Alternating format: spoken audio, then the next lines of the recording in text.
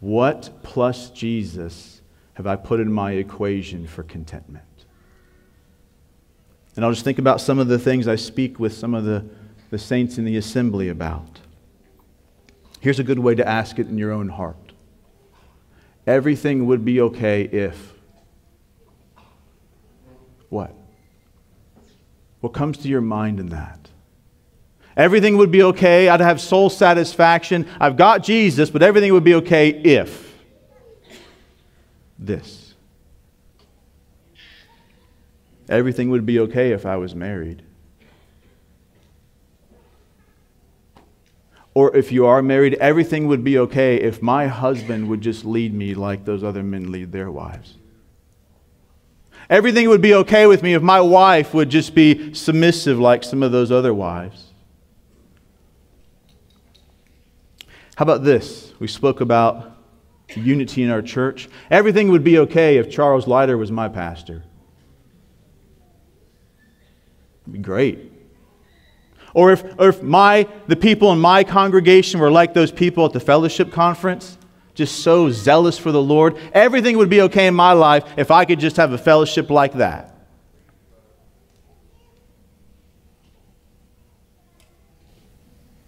You know what all of those say?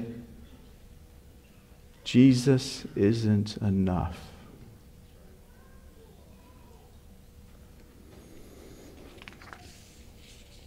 Beloved, it is not wrong to want to be married.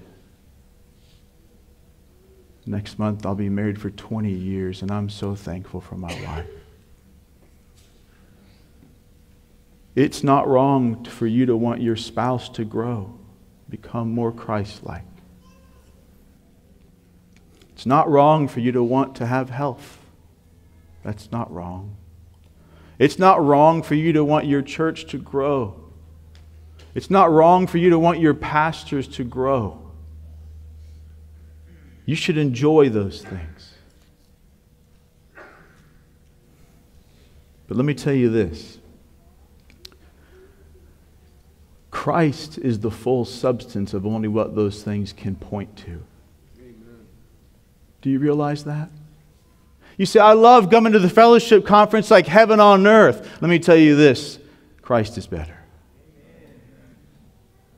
I want to be married. I want to enjoy companionship, and I want to just walk with somebody. Amen. That's a blessing from the Lord, but I want you to know this. Christ is better than that.